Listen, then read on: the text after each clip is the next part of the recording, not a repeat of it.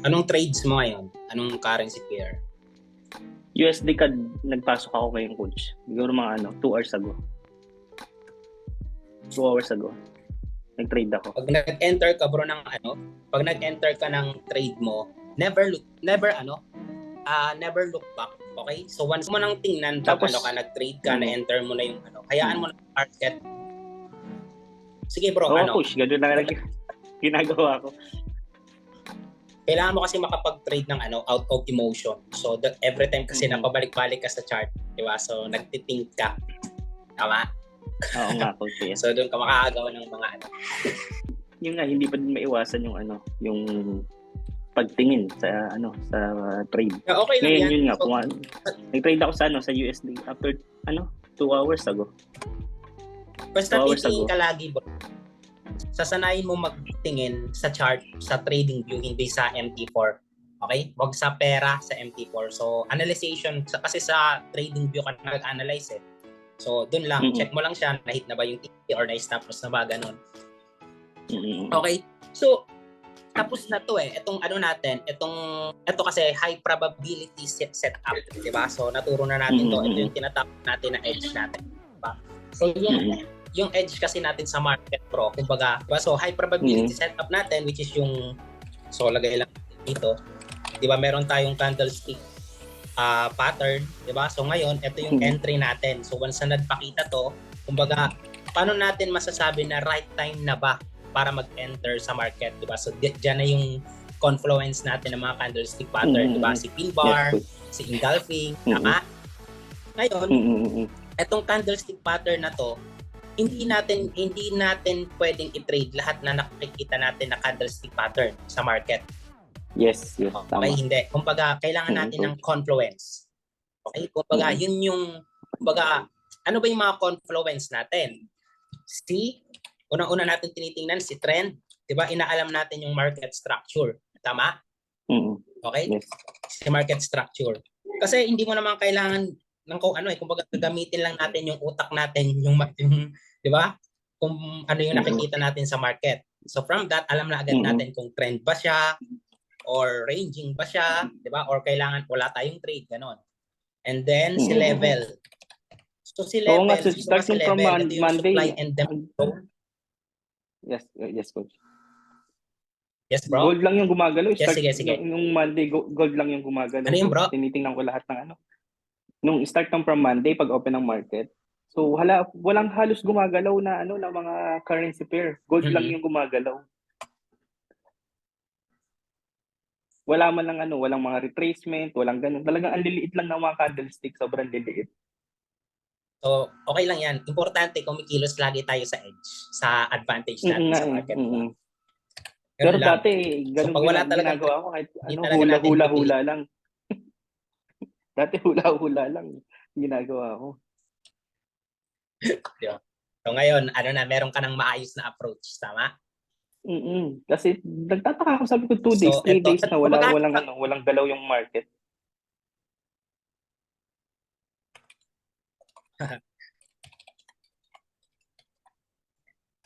Gumagamit ka ba bro ng moving average?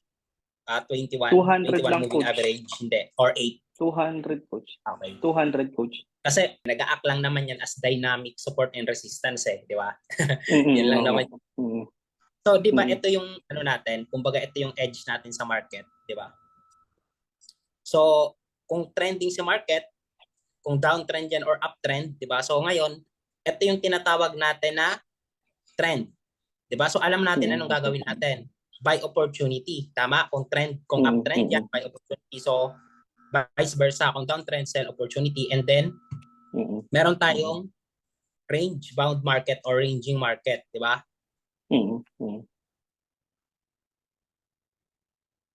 Ganyan. So, ngayon, ito yung high probability setup na tinatawag natin. Ngayon, hindi lahat ng candlestick pattern iti-trade natin yan, di ba? So, porket nakakita ka lang ng engulfing or magte-trade ka na, no. So, ngayon, nahahanapin natin yung the best zone. Okay? Yung the best level. So, doon tayo nag-enter sa market. Yung the best level. Di ba? Si support and resistance. Kumbaga, etong zone kasi yan bro yung tinitingnan ng mga players, ng mga sellers and buyers. So, dyan sila magkakaroon ng decision or imbalance, di ba? So, ganun siya. So, ngayon, once nakita natin na merong nag-form na candlestick pattern, di ba? So, yun yung right time to entry. Okay? And then trend line, okay? Kasi pag nilagyan natin yan ng trend line, di ba? Let's say ganyan, di ba? Kung makikita natin sa market. So, kumbaga, meron tayong mga confluence na nagsasama-sama. Okay? Yes, kumbaga, okay? 1 or 2 confluence is enough. Okay? Para magkaroon tayo ng trade. Di ba? Ganun lang. coach. Madali lang siya. And then si Fibonacci, So, dalawang beses o tatlong beses binalikan yung support enough na, no? Yeah. Yes. And then dito naman sa range-bound market, so simple lang. Dalawa lang yung ito yung pinakamadali i-trade eh. Di ba? So, pag nakakita tayo dito ng di ba? Nasa support, tapos nasa resistance, pag nakakita tayo dyan ng candlestick pattern na indicate na magre-reverse na si market, so there's nothing to think. So, your trade. Yes, so, ganun lang. So, meron na tayong edge sa market. So, ngayon, meron tayong high probability sa market. Pero, ngayon, psychology tayo. Okay? Kumbaga, ito kasi yung, sinasabi natin 10% o 20% lang yung pagte-technical analysis, which is madali lang. Di ba? Ang dali lang. Yes, sir. Now, ang pinaka-goal kasi bro is magkaroon ng consistent results. So ngayon, paano ka magkakaroon ng consistent results? Kailangan mo mag-isip katulad ng successful trader. Okay? Think like a professional trader. So pag-uusapan natin yan, paano ba mag-isip ng mga successful trader. Now, eto brother, ang tandaan mo to bro, pinaka-cost ng mga sunog or pagkatalo sa Forex, okay, magkamali ka rito, is yung tinatawag natin na mental error. Okay, kumbaga, paano ka nagkakaroon ng error sa trading? Once bro na, take note mo to brother, once na nag-iisip ka, okay, or naniniwala ka, or sa palagay mo, na yung setup mo is sinasabi sa'yo kung ano yung gagawin niya sa susunod. Like for example, meron kang nakitang nandito si market, iniisip ko na tataas to. No, wala tayong reason na ganon. Okay? Why? Kasi yung technical methods natin,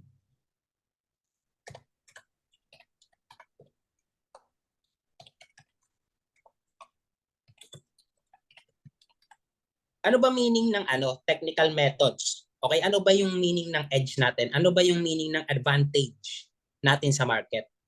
Okay? Meaning lang yan bro, naka-design yan para ilagay yung pabor ng tagumpay sa pabor natin over a series of trade. Okay? So, once na nag-expect ka, okay? Once na nag-expect ka na gagawin kang tama ni market, yun yung pinaka-cause mo na error. Okay? Kasi hindi ka align eh. Hindi align yung the way you think. Okay? So, meaning mali.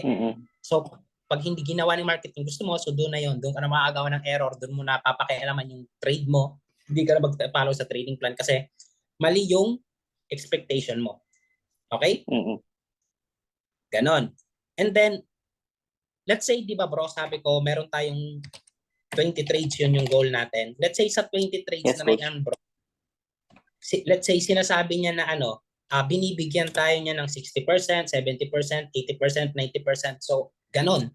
Okay? Kumbaga, let's say 80% of the time na pwedeng maging tama or pwedeng gumana yung trade natin. But, hindi natin alam sa 20 trades na to, kung sa first trade ba, sa second trade, sa third trade, okay? Hindi natin alam kung kailan lalabas siya. That's why kailangan natin siyang i-trade. Kasi wala talaga brong nakakaalam kahit sino, okay? So ang nakakaalam ng yung tao na may kakayahan na pagalawin si market.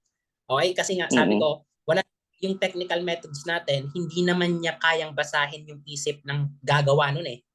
Tama ba? Kumbaga, technical methods na yon, okay, binibigyan lang tayo ng kumbaga, accumulation ng information. Kumbaga, makikita natin kung ano man behavior. Kumbaga, everything, di ba, every pattern is information. So that's why, nagkakaroon tayo doon ng edge. So yun lang siya. Binibigyan lang tayo ng advantage.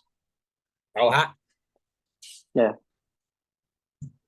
So ngayon bro, to be a successful trader, ang kailangan mo lang bro is you have to learn to think and probability. So by the way, na ano mo ba na tawag dito, yung sinend ko sa'yo, ito nabasa mo ba? Pinag-aralan mo? Yes, coach. Ni-notes ko na, coach. Okay. So, ano kasi bro, when you learn this kind of mental skills, kumbaga ito kasi yung tinatawag na natin na mental skills. Okay? So, pag natutunan mo yan bro, ang resulta nun, so ma-execute mo yung trades mo without fear, wala kang hesitation sa trade mo. Like, kunyari, tinatanong mo ako na, coach, gagana ba to? Diba? So, mga walang ganun. Kumbaga, magkakaroon ka ng trust, magkakaroon ka ng confidence. Okay? Yes, Sa coach. trades mo. So, once that nagpa-function. Yes, coach. Isisend ko to sa yung pagkatapos na video para ma-review mo. Kasi bro, ang iisipin lang natin, okay? Paano ba yung mga professional trader? Ang meron lang tayo is risk and reward. Okay? Ngayon, ang kailangan lang natin isipin kung magkano ba yung kailangan kong i-risk. Okay? Magkano ba yung kailangan kong i-risk para sabihin sa akin ni market kung mananalo ba ako or matatalo. Nakuha? So kung pumunta yung, yes, coach. let's say dito, so let's say ito, meron yung trade dito. Okay? So ngayon, once na nandito si market, ilan ba yung i-risk ko? Ilan yung i-risk ko? Para pag pumunta yung ibang traders na meron same belief, same conviction sa akin, okay, magkano ba yung kailangan kong i-risk para sabihin sa akin ni market na gagana yung trade ko? Ganun lang. Okay? Yes, so coach. let's say ganyan. Example, meron tayo 10 pips. Example, ganyan. So ngayon, etong 10 pips na to, ito yung risk ko. Okay? So ngayon, pag hindi pumunta si market, and then go on the next trade. Diba? So ngayon, kasi meron yan. Ano yon? Yung sinend ko sa'yo? Sige nga bro, kung binasa. Merong random distribution. Diba? Between wins and losses. Okay, coach. Okay. So bro, ang kailangan mo lang gawin bro, all you have to do bro is i-commit mo talaga yung sarili mo. Na mag-isip ka ng yes, sa coach. trading. And then automatically, yung fear sa trading ay mawawala yan bro. Okay, yung takot mo sa trading mawawala yun. Kasi yes, bro, coach. ito tandaan mo. Okay? Kumbaga, yung mind kasi natin bro, naka-design yan to associate. Kumbaga, lagi yan nag-uugnay. Kumbaga, bakit karamihan trader is ayaw matalo? Kasi yung salitang wrong or mamali or mawalan ng pera, kumbaga, once na natatalo ka kasi, yung utak mo automatically i-associate niya yung lahat ng experience mo sa buhay na nagkakamali ka. So pag sinabi wrong, negative siya eh.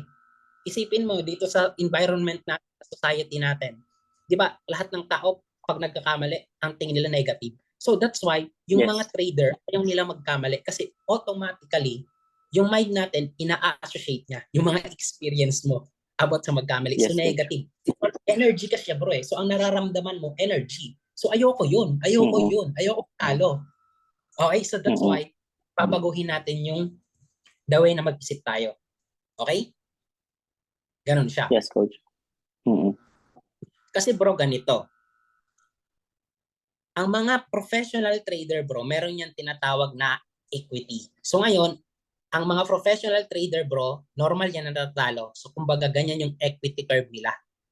'Di ba? So meaning, merong mga major drawdown. Nakita mo? Tumataas. Yes, coach. Bumabagsak, tumataas, pero yung equity mo tumataas. Okay? Etong mga drawdowns na to, ito yung mga tinatawag natin na normal losses. Na lahat ng trading methodology. Okay? So normal losses lang siya. So ngayon, yes, coach. Pag ikaw yung trader na hindi ka gumagana, okay? Like a professional trader, so ganito yung magiging equity mo. Taas, baba, taas, baba. Di ba? Parang roller coaster, ganyan.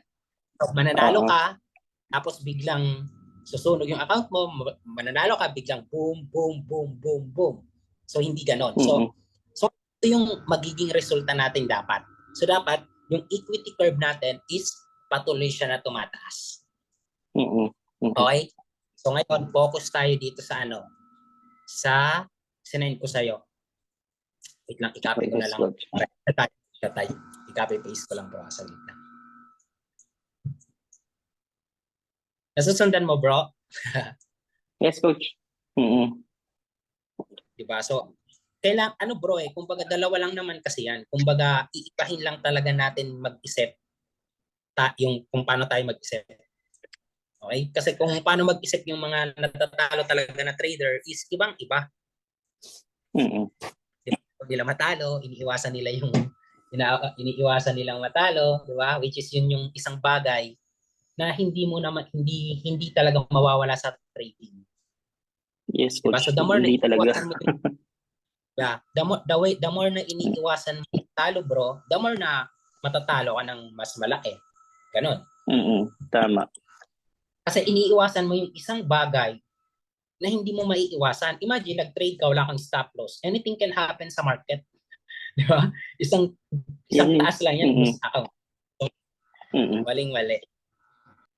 So dito, sige bro, to think and probabilities, you have to create a mental framework or mindset that is consistent with the underlying principle of a probabilistic environment. Okay? A probabilistic mindset pertaining to trading consists of 5 fundamental truths. Meaning, ano ba si trading? Diba? Ano bang si trading? Ano ba kategory niya? Probabilistic environment siya. Okay? Ano yun? There's no certainty. Okay? Walang kasiguraduhan. Diba? Ano lang yung meron tayo? Okay, meron tayong edge. Yun lang. Kumbaga, binibigyan lang tayo ng advantage sa market. Pero hindi ibig sabihin na sigurado na yung trade mo mananalo. Tama, mali? Okay, ganon. So that's pinaka-importante, bro. Meaning beliefs, okay? Lahat ng paniniwala mo, okay? So take note of this, bro. Lahat ng paniniwala mo is ilalagay mo dito sa i-discuss natin. So dapat as a trader, para masabi ka na trader, dapat dito ka nagpa-function. Nagets? So hindi tayo nakafocus sa ng trade natin. Na nakafocus tayo sa matatalo ba tayo or mananalo. So hindi tayo nakafocus sa outcome. Okay? So nakafocus tayo dito na dapat, okay, na-execute ko yung trading na dito ako nagpa-function.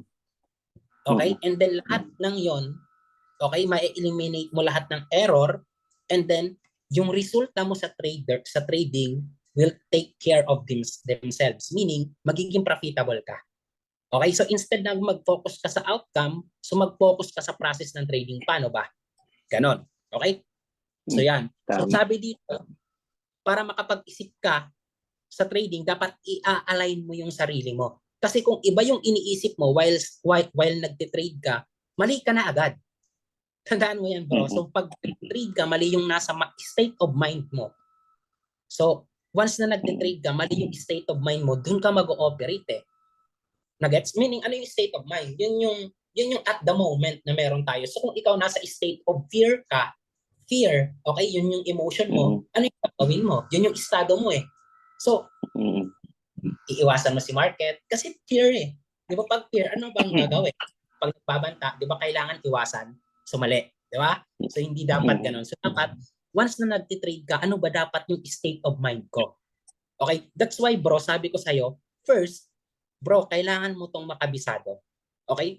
Kasi ganito, example, ganyan, at the moment, so wala pa to ngayon sa utak mo. Let's say wala pa to, hindi pa to nakatanim sa utak mo. Meaning doon ka nag-ooperate kung anong nasa isip mo eh. While nagte-trading ka, 'di ba? Ang dami mga conflicting thoughts, mga contradiction thoughts. So yun yung mga state of mind. So kailangan maalis natin siya. So ngayon, paano ba ako hindi mag-iisip doon? So ito na siya. That's why kailangan makabisado mo to. Itong 5 fundamental truths and then itong 7 principles of consistency. Yeah. Yes, coach. Okay. Kumbaga, sa una, kailangan mo siyang kabisiduhin. Once na nakabisado mo na siya, automatic kasi bro, parang unconsciously, dito ka, so, kumbaga tuloy-tuloy ka lang, maging consistent ka lang, unconsciously, gumagana ka na dito sa ganitong perspective. Nakuha mo yung point? So, sa una, okay, yes, kailangan pag nagtutulog, ito yung lagi kong isipin, okay? Kasi mawawala yung mga conflict, mawawala yung mga ibang iniisip mo. So, dapat lahat ng function. Okay? Once na nagtitrade ka, dito ka nakafocus. O ha? Okay. Now, sa trading, anything can happen. Okay? So, kailangan mo siyang paniwalaan. Kasi pag pinaniwala mo to bro, dito ka magpo-function. Okay? So, sa market, anything can happen. Why? Di ba? Kasi nga, sabi ko, isang trader lang, okay? Pwedeng madami, pero kahit isang trader lang, pwede na yan mag-cause na yung positive na resulta nung edge mo ay pwedeng mabaliwala. That's why anything can happen sa market. Okay? And then second, you don't need to know what is going to happen next in order to make money. Once na nag-trade ka, nandyan yung edge mo, there's nothing to think. Okay, wala ka na kailangan isipin. Kasi nga, uncertainty siya, walang kasiguraduhan.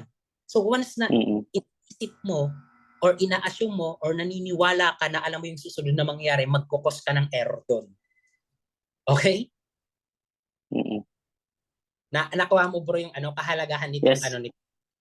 Sobrang halaga. Yes, coach. It's all about trading psychology. Meaning, paano ba natin in-step si trading? Okay? Number 3, there is a random distribution between wins and losses for any given set of variables that define an edge. Alam natin, di ba, sinabi ko sa'yo, sa trade natin, meron tayong 20 trades. Random siya. Hindi natin alam kung sa first trade, gagana yung edge natin, yung second trade, pwedeng doon gumana, pwedeng lahat yun gumana, pwedeng lahat hindi. It's all about probabilities. But, nasa atin yung edge, meaning a series of trades. Sa 20 trades na yan, a series of trades, magiging profitable tayo. Yun siya. Kasi yung edge. Bro, ito. Let's say, ito na lang. Let's say, meron kang 10 trades, bro. So, let's say 10 trades. Sa 10 trades na yan, ang risk mo dyan is 200. Okay? So, meaning, meron kang 1:3. Meron kang, let's say, sa kada trade mo, meron ka lang 1:3 risk-reward ratio. Okay? So, let's say, sa kada trade, meron kang risk na 200 and then yung target profit mo is, syempre, 600. Tama? Let's say, bro, natalo ka ng 7 trade. Sige nga, bro, compute ka. Once natalo ka ng 7 trade, magkano yung talo mo? Sa 200, right? Yeah. Yes. Wait lang, coach. Sige lang, bro. Sa 10 trade, 1:3, then risk 200. Yeah. So, 200. 600. So, natalo ka ng 7 trades na meron kang risk na 200 per trades. That's 1,000. Tama? Yeah, 1,4. Yeah. Kasi ito yung risk mo. $1,4, di ba? Yes, coach, 1,4 sa 7. So ngayon, ilan yung panalo mo? Kasi talo ka ng 7 eh. Ilang beses 3. ka nanalo dito? 3. So ngayon, 3. compute mo. Magkano yung napanalunan mo sa 3 trade?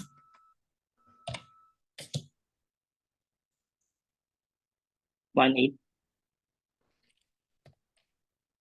Nakita mo, bro? Yes, coach. Yan yung 1:3. Yeah. Ratio. Ilang beses ka natalo? 7. 7. Ilang beses ka lang nanalo? 3 lang. Pero still, Sa 1:3. Yes, you make profit, yes. Diba? So magkano profit mo dyan? Yeah. Profit natin dyan. Diba? So 1,800 less 1,400. Meron ka $400. Magkano value ng dollar ngayon? 22,000. Siguro pwede na yan, di ba? Yeah. So, meaning, okay, follow my trading plan. Okay, kahit pala maraming beses ako matalo, basta nakafollow lang ako sa trading plan ko, still, magiging profitable talaga ako. Okay? Basta gumana ka ng tama sa trading. Mag-function ka ng So, paano ka magpo-function ng tama? Ganyan. And then, Ganito. Yes. fourth, an edge is nothing more than an indication of a higher probability of one thing happening over another. Over one another. Okay, yung iba kasi bro ng mga trader, ang iniisip kasi nila, once na, merong setup, iniisip nila na mananalo sila. Okay? Kumbaga, wala kasi tayong reason Wala kasi tayong reason na pwede natin mahulaan na mananalo tayo in advance or matatalo tayo in advance. That's why execute your trades and then let's see what will happen. Ganon. Okay? Yes. Basta alam ko, a series of trades, nasa akin yung advantage, meron akong 80%, 90%, let's say ganyan advantage sa market, ay still profitable. Magiging profitable lang. Ganon. Okay? Kasi yung iba iniisip nila yung once na may trades sila, iniisip na nila lahat, 'di ba? Maglalagay ng malaking posisyon, 'di ba? Mag-over trading, ang gagawin nila gaganti sa market, 'di ba? Maglalagay ng malaking lot size. So nakita mo bro, the way mag-isip yung trader. So mali, meron kang ang tawag ko bro, mga conflicting thoughts yun, mga contradicting thoughts yun sa trading na dapat hindi mo iniisip. Nagets? So paano ko yung ma-eliminate? Yes. So by this. Okay, itong mindset na to. Okay, number 5, every moment in the market is unique. Okay? Yes. Every moment in the market is unique. Meaning, lahat ng yan, brother, walang kaparehas yan sa kada moment yan. Kahit isang dyan, wala. Okay? Iba-iba yan. Yes. Meaning, lahat para maging pareho yan, dapat lahat ng mga nag-fight, mga nag-set dyan, pareho din yung nangyari sa nakaraan. Even okay, yung utak kasi natin, di ba, para siyang nag-associate na once na nakikita tayo na ganito, higher high, higher low, tapos meron tayong ganyan. So ngayon, i-associate niya. Yung utak natin, ganito yung nangyari sa akin nung nanalo ako. O, nakita mo? So ngayon, mag-expect siya sa market na gagawin yung market yung gusto niya. So doon ka na, hindi ka maglalagay ng stop loss, doon ka na makagawa ng error. Ganon. So kasi, okay. So ngayon, paano natin kumbaga yung likas, tandaan mo to bra, yung utak natin, automatic siya, agad-agad na nag-uugnay siya ng mga bagay. Kahit ikaw, observe mo sarili mo, once na may nakita kang information sa labas, tapos automatic malilink yan na meron na sa utak mo kung ano yung kaparehas yan. Nakuha mo? Na ano mo example natin sa aso, na yung kunyari ikaw bata ka pa, tapos inatake ka ng aso, 'di ba? So meron kang negative experience sa aso, and then a second time ng aso, automatically kahit yung aso na yun is sobrang hit, 'di ba? Sobrang mapaglaro, pero dahil yung information bang aso, that's a dog, automatically nalilink. Ganon din sa trading. Tama po. Okay, ganon yung nangyayari sa trading. That's why, para natin yung likas na hilig ng utak natin na mag-associate ng mga bagay-bagay. So meron tayong tinatawag na mental skills. Okay? So lahat to bro mental skills. So meaning, every moment in the market unique. So dapat meron kang awareness, meron kang mental skills. Kasi nga sinabi ko, wala naman tayong kailangan na skills para para maging panalo sa trade. Kasi magkiklik ka lang ng mouse. Tama mali? Pwede sabihin mo yun. Babasahin mo yung chart. Or mag-click ka sa cellphone mo, 'di ba? So, yun lang para makapaglagay ka ng trade, para makita mo yung sarili sa panalo or 'di ba? Yun lang. So ngayon, ano dapat yung skills na meron tayo? Yun siya, bro. Mental skills. Yeah. Copy? Yes, coach. Diba? Mental skills. So, dapat pala, every time na nagtitrade ako, dito ako nag-ooperate. Okay, bro? So, kailangan mo itong isipin ng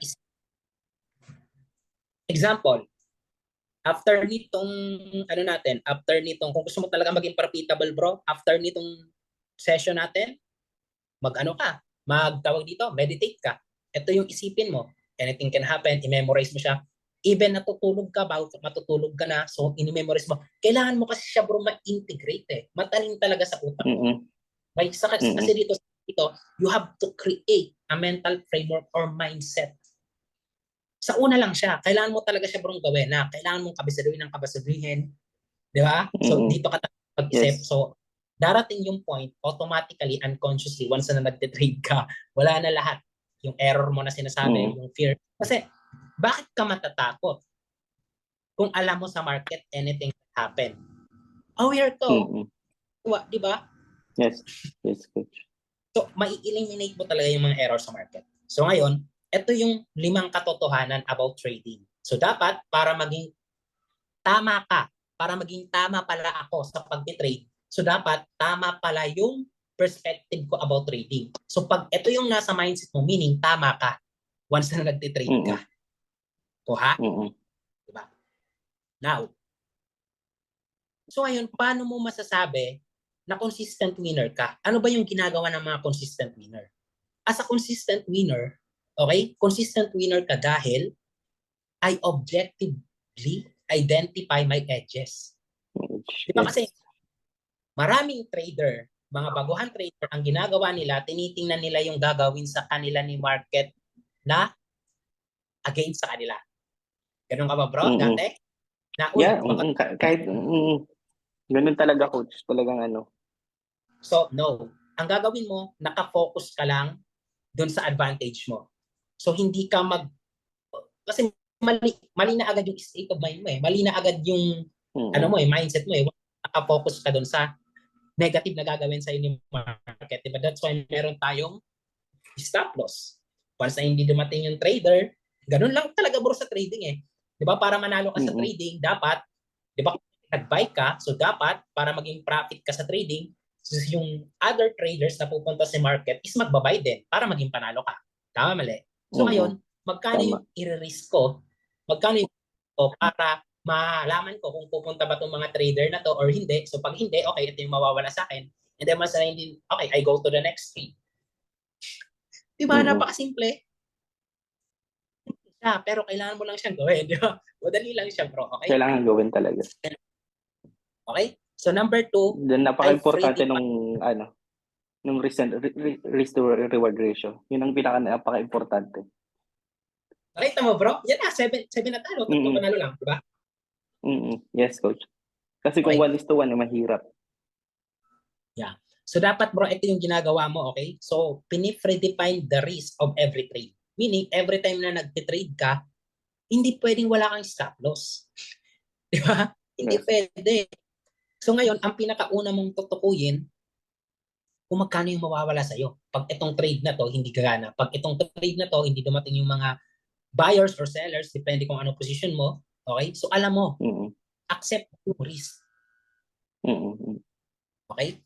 Number 3, I completely accept risk or I am willing to let go of the trade. Bro, ang pinakakailangan na skills sa trading is ma-accept mo yung risk. Once na-accept mo yung risk, wala nang fear. Okay? Wala nang fear. So paano Yeah. mo ma-accept yung risk? By function, once na nagpa-function ka na dito sa 5 fundamental Mm-mm. truths. Accept mo yung risk. Kasi bakit? Alam mo, anything can happen. Pag mali yung mindset mo, hindi mo talaga ma-accept yung risk. Uy, ayoko matalo. Tingnan mo bro. So pag wala ka nito, so pag inisip mo, ay ayoko matalo. Kasi nga, ayaw mo ma-experience yung negative energy about being wrong. Nagigets? So ayaw mo nun, iiwasan mo yun. So Mm-mm. ngayon, ito na siya. Para ma-accept yung risk, dapat dito ka magpa-function sa 5 fundamental truths of trading. Okay? Mm-mm. Ganun siya.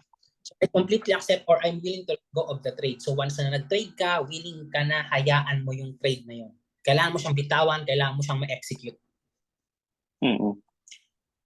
On my edges without reservation or hesitation. Pag lumitaw yung edge mo, okay? Meron kang edge. Wala ka na kailangan isipin. Meron kang high probability setup. Okay, losing is Mm-mm. part of the game.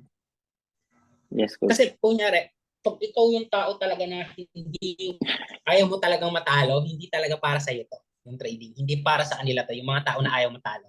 Kasi part siya ng laro. Mm-mm. Di ba? Para Mm-mm. matalo ka, kailangan mo mag-risk. Ganon. Diba? Mm-mm. Number 5, I myself as the market makes money available to me. Okay, so ngayon, paano ka magiging consistent winner? Dapat, syempre, may ano ka, nananalo ka. That's why, bro, tinan mo. Di ba tinuro ko to? Yung meron tayong TP1.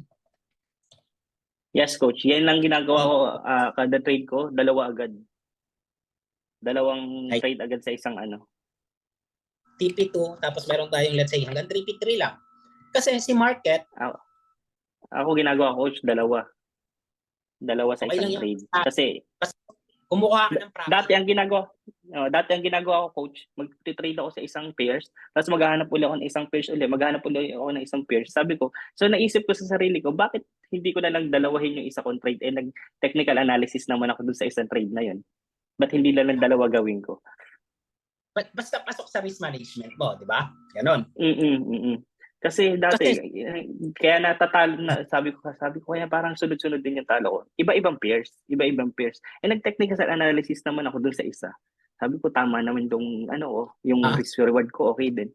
Nung ginawa ko yun, sinubukan kong gawin kada isang trade, dalawa sa isang pairs. Tapos talagang chinek ko lahat, technical analysis ako. Nag-work sa akin yun. Yeah, nice. Yung TP1, TP2. Tuloy mo lang yan, bro. Kasi, kailangan mo talaga, kailangan mo siyang magawa. Kasi ganun talaga, para maging profitable trader ka, dapat profit ka, hindi pwedeng, okay? Ganun kasi siya. bakit pa ako maghahanap ng iba-ibang pairs? Iba-ibang pairs, di ba? Maghahanap ka pa ng iba-ibang pairs. Why not isa lang, tapos gawin mong dalawa yung trade mo? Mas okay yun. Para sa akin. Bro, ganito, tikinan mo to. So let's say, nag-trade ka ganyan. So pag pumunta dito si market, boom, meron ka ng TP hit, di ba? So meaning, nasusunod mo yung principles ng consistency. Kasi para maging consistent winner ka, okay, binabayaran mo yung sarili mo. Once na may available ka na profit, okay, so dapat kinukuha mo siya. Available siya sa market eh. 'Di ba? Kasi maraming trader, lalo na yung mga nagsisimula pa lang, isa to sa pinakamahirap sa kanila kung paano sila magte-take profit. Minsan 1:3 na. Hinahayaan lang nila si market. And then ang nangyayari, bumabalik sa entry nila hanggang sa maging stop loss pa sila. Nakita mo? Kung paano nangyari sa akin dati yan, coach. Nasayang, nasa $60 na. Bumalik na naman ng zero hanggang sa nag-negative. Diba? So that's why ini-scale out natin. Okay? Kahit sino bro, yung mga professional na trader bro, tinuturo talaga yan. Okay? Na mag-scale out. Na once na binigyan kang profit kay market, okay, kunin mo na siya. At then, at the long run, bro, magiging profitable ka. Kasi pag hindi mo gagawin yun, kumbaga ang tawag doon, leaving money on the table. Na parang hinahayaan mo lang. Hindi yan si market yung, ang galaw niya ni market, di ba? Taas, baba, taas, baba. Diba? Taas, baba. So ngayon, once na natitiwang ka na, so pwede niyang matipito. Si market kasi, hindi mo yan alam kung hanggang kailan yan tataas, hanggang di ba? Nakuha mo? That's why meron tayong TP3. Ganun siya. Bro, maraming nagkakaproblema sa trader kasi minsan, ang ginagawa nila, 1:1 lang. Okay, kasi, hindi pa nila ma-expect na, hindi nila ma-experience to eh. Diba? Pero ang nangyayari, si market, pwede yung tumaas. Hindi mo alam kung hanggang kailan yung tataas. That's why meron tayong TP1, TP2, TP3.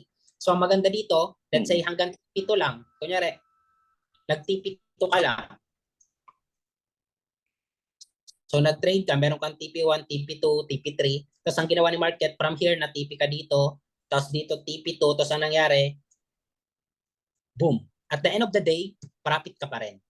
Kahit hindi ito naabot yung TP3 mo. Ngayon, ang technique, okay? So once na binigyan ka na ni market, okay, pwede mong gawin, i-move mo yung stop loss mo sa TP1. Para kahit i-against, kasi na yun bro eh. Kumbaga wala ka nang pakialam dyan. Yes, coach, ganyan ginagawa ko. Nag-move ako ng stop loss. Pagka nasa taas na yung mataas na yung TP ko. Tama, coach. Yes, coach. Ginagawa ko na rin yan. I-move ko yung stop loss ko sa pupuntang TP1. So, wala nang talo. Ganun ang ginagawa ko. Diba? So, iba yung pakiramdam nun. Bahala ka dyan. So, ngayon, dalawa lang yan. Okay? Dalawa lang yan. So, pag pumunta dito si market, let's say may TP3 tayo, let's say, 1:5, di ba? So ngayon, imumove ko yung stop loss ko dito, let's say dito na, di ba, sa TP2. So ngayon, profit ka pa din. Bumalik man dyan si market, still profit ka. So pag pumunta dyan si market, hit yung TP mo. Nakuha mo, di ba? Yes, coach. Ganon. Yan bro. So, number 6, ganun yung ginagawa ko, coach. continually... I-adjust ko na yung ano ko. Ina-adjust ko na palagi yung ano ko, yung stop loss ko. Yung sa palagay ako na hayaan ko na siya. Trailing stop. Ano nang mangyari? Nice, bro. Yeah. Na si-sense ko sa'yo na grabe na yung improvement mo. Mula nung nakausap kita dati na parang struggle ka sa trading na ano. Iba na. Okay? Kasi naiintindihan mo na kung paano gumagalaw yung presyo Kasi yun yung pinaka-importante. Kasi bro, maraming trader na nakatingin lang kasi sila sa screen Nakatingin lang sila sa screen. Pero ano ba yung behind, the dynamics behind, paano gumagalaw yung presyo? Simple lang. Yes, saka yung greedy ka, yung sobrang greedy ko dati mag-trade. Lahat ng pairs pinapasukan ko, dinitradean ko lahat ng pairs. Sabi ko, bakit ko kailangan pala mag-trade sa lahat ng pairs? Kung ang isa enough na para pasukan ko ng 3 o 2. Basta, pag wala kang trade sa isang pair, hindi mo pilitin. Tingin ka sa ibang pair. Kaya nga, coach, yun nga yung inaano ko. Kasi sa lahat, tinitingnan ko, meron ko. Kung alin yung halimbawa sa 10 pairs, meron ako nakita 3 na parang pasok sa akin. Pipili lang ako ng isa doon sa 3, yung pasok sa edge ko. Ganun, coach. Di ba? Tapos doon ako mag-trade ng 3 o 2, ganun. Kasi dati, pag nakakita ko ng 3 o 5, mag-trade ako sa 5 hanggang sa yun natatalo. Sabi ko, hindi naman pala kailangan lahat. Sa ano ko lang sa base sa mga na experience ko sa pagti-trade. Hindi kailangan na mag-trade sa lahat pag may nakita kang edge mo. Isang pairs enough na. Pasukan mo ng 3 trade enough. Yeah. Basta i-follow mo yung trading plan mo. Okay? Yes, coach. Kasi ako bro, ako isang buwan, isang trade lang. 1:5 ratio. Enough na yun sa akin, bro. Isang trade na merong 1:5 ratio, sapat yun. Isang trade, isang buwan. Hindi pa ba sapat yun? Pag nagtitrade ka na bro ng malaking amount, let's say Oo nga. Tapos ang nangyayari sa akin din ba dati, coach? Pagka once na, di ba nasa support and resistance lang naman tayo. Kahit wala pang yung tawag natin na yung babalik mag-re-retrace. Kahit wala pang retracement, pasok na ako lagi ng trade kahit wala pang retracement, wala pang candlestick pattern, pasok na ng pasok. Yun ang mga pagkakamali. Low probability setups. That's why, di ba, tinuro natin to. So, tayong ganito. Kasi high probability setup yung pinasukan natin So, hindi tayo mag-overtrade. Okay? So, ang hinahanap natin is ups. Okay? Ganon. Nice. And then, yan. Number 6, I continually monitor my susceptibility for making errors. So, bakit kailangan i-monitor, bro, yung sarili mo? Every time, tandaan mo to, bro, every time na nanonotice mo yung sarili mo na nag-iisip ka ng ibang bagay na hindi align sa trading, yun siya. Okay? Babalik ka dito. Babalik ka sa mga to.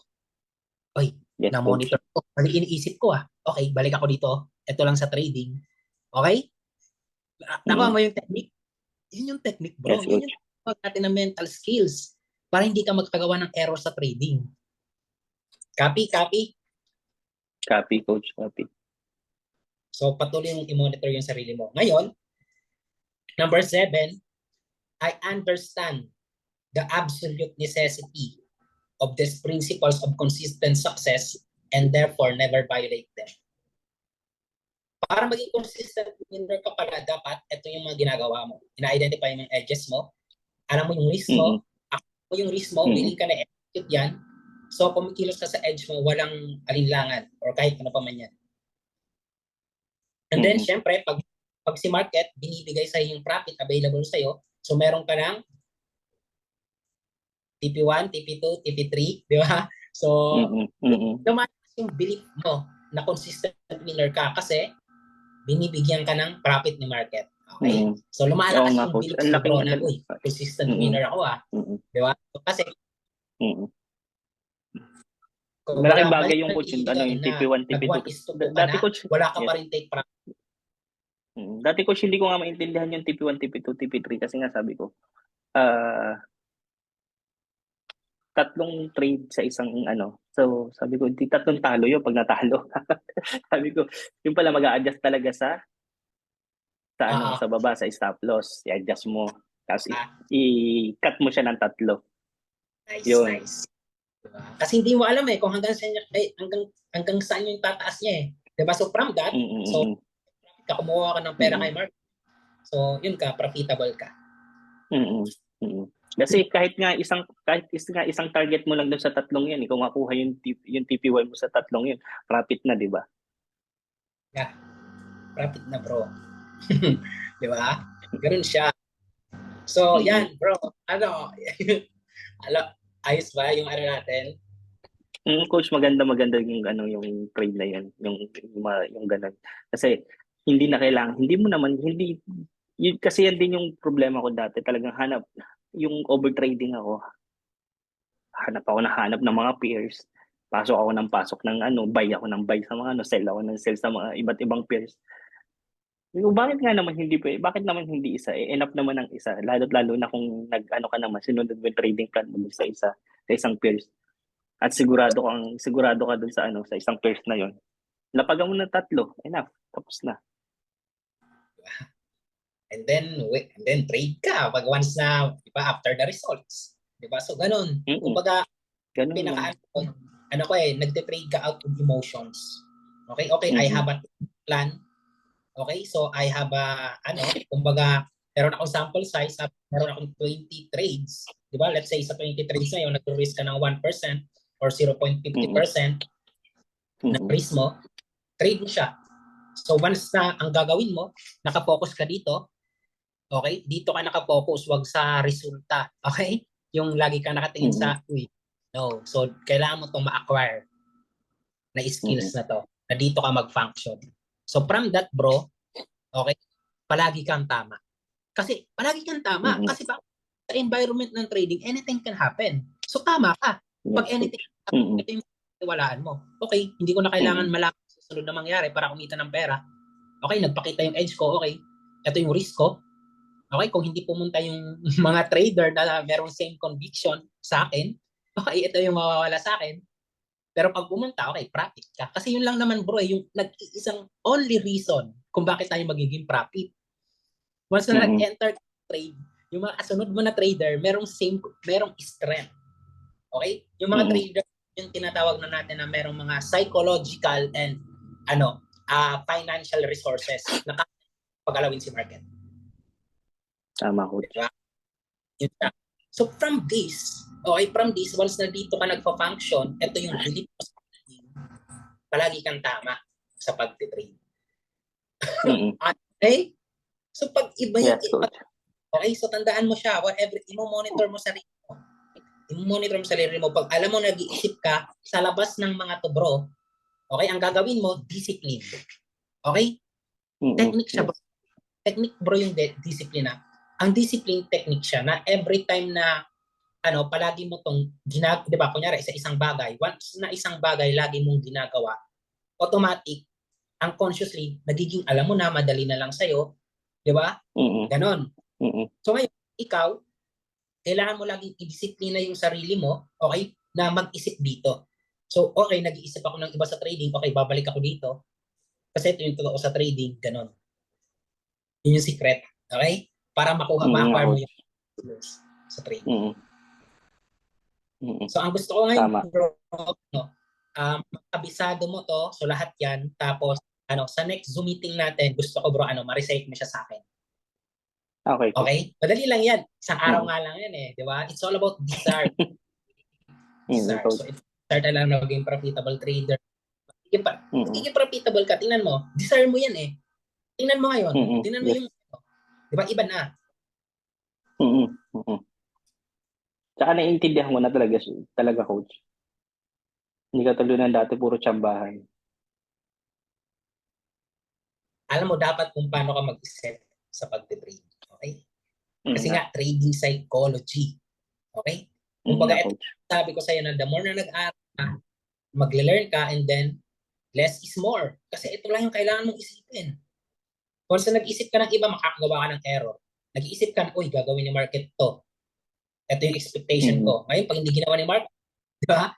Error na. Mali ka Yes, ng coach. iisip. Mali ka dito. Why? Mm. Bro, beliefs kasi, okay? Once na kung ano yung beliefs natin, yun yung behavior natin. Tandaan mo yan. Mm. Nagmumula lahat yan sa isip. So kung ito yung nasa isip mo, dito ka mag-a-act. So kung ito yung nasa isip mo tapos nagtitrade ka, so aligned ka.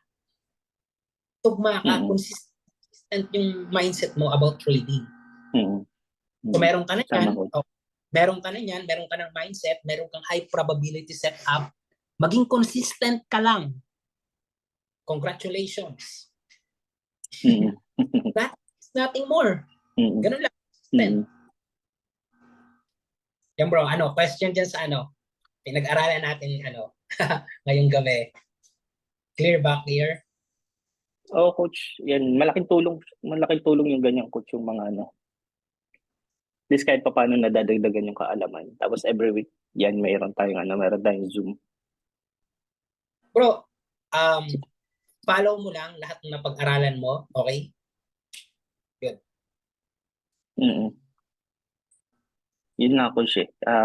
Mawala lang din yung yung fear. Siguro okay na pag nawala na yung fear sa akin ng pagti-trade. Once na mawala Magkakaroon, yun, okay na, coach. okay? Yung fear kasi bro, saan yan nanggagaling? Nanggagaling kasi yung fear bro sa expectation. Okay? Mm. Expectation. Ano ba yung inaasahan mo kay market? Okay? So dyan siya. Once na yung Mm. expectation mo hindi align sa trading, magkakaroon ka talaga ng fear. Kasi kung expectation mo, Mm. gagawin to ni market sa akin, o mali agad.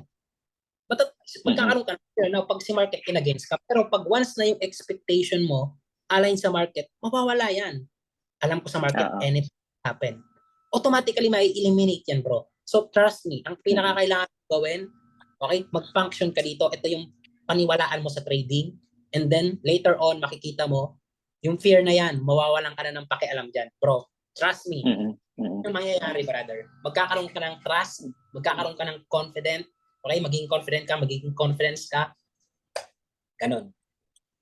Mm. And then, may Sige, execute salamat, coach. And then, may Mm. execute mo na yung trade mo ng effortlessly, flawlessly, kasi Mm. unconsciously, nagpa-function ka na dito eh. Mm. Di ba? Oo. So, ang Kasi ginagawa tingnan mo, mo, coach, kanina, pag-check ko ng market, chinek ko lang. Ito si Euro CHF tsaka si Euro JPY. Pero hindi ako nag-trade. Tama yung analysis ko. So, tama yung kasi, analysis ko dun sa dalawa na babagsak. yeah, Ayun, because you're bad. kalahati, no? Kalahati na yung yung nilagay ko na nag-short ako dun sa dalawa sa Euro CHF tsaka Euro JPY. Pero hindi ako nag-trade. Ano Halos masasabi mo, kalahati na yung trade. ano masasabi mo sa strategy natin? Mahirap ba? Very simple, no? Madali lang, coach. Yun nga lang talaga. Mawala lang yung takot. Okay na, coach. Mawawala yan. Mawawala yan. Ito yung sikreto, bro. Okay? Mental skills yan. Kasi fear, ano ba yung fear? Fear is a word. Okay? Word siya. Yung Mm-mm. fear, meron yan konsepto. Pag sinabing concept, ano ba yung nilalaman ng takot? Di ba? Ano ba yung nilalaman ng takot? So, ito, belief siya. Which is, may mga concept yan na once diyan ka nag-ooperate, okay, mawawala yan, bro. May eliminate yan. So, yun yung kailangan mo Mm-mm. talaga. Kumbaga, sundin mo lang to, bro, na sinabi ko sa'yo. Kabisaduhin mo to, dito ka gumana. Ang gusto ko, bro, ma-print mo to. Di ba sabi ko sa'yo, print mo to.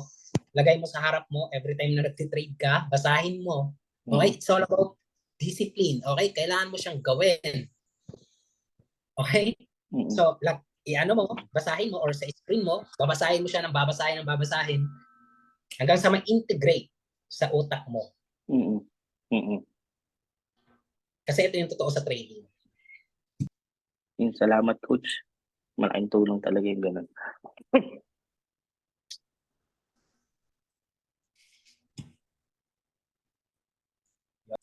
So, tonight, yun yung ano natin. Yun yung lesson muna natin, bro. Sana Oo nga, marami coach. kang Sige. natutunan. Marami, coach. Marami. Sobrang Then, dami. apply mo talaga. So, tandaan mo lang to, bro. Mm. Tandaan mo lang, ito yung kailangan kong paniwalaan sa trading. Yun talaga. Dapat ito yung Mm. belief ko. Okay, ito yung paniniwala ko sa trading. Mm. And then yun, Mm. gagana ka ng maayos.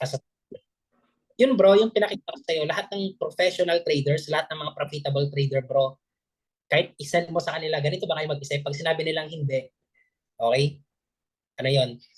Hindi legit yun. Okay, ganun siya. Lahat bro, lahat Mm. ng kumikitang Mm. trader, yun talaga doon sila nagpa-function. Mm. So pag doon ka nag-function, magiging isa ka sa kanila. Ganun lang. Oo Kuha nga, bro. coach. Mm. Salamat, coach. Maglakata. Thank you. Kamusta? Kamusta bro? Ano yung mga natutunan na ngayon? Okay ba? Okay, coach. Yun. Maganda yung, yung topic natin ngayon. Malaking tulong yun. Yung takot. Pagka natanggal na yung mga takot-takot na yung feeling ko, okay na. Asin natin yan. Mawala yan. Kasi, ano na eh, meron na akong may discipline na eh. May discipline na, nandun na yung discipline. Yung discipline ng pagte-trading. Nandun na ako. Kasi hindi na ako katulad ng dati na pasok lang ng pasok. Gante talaga ako ngayon ng retracement at ng candlestick pattern. Yun na lagi inaantay ko.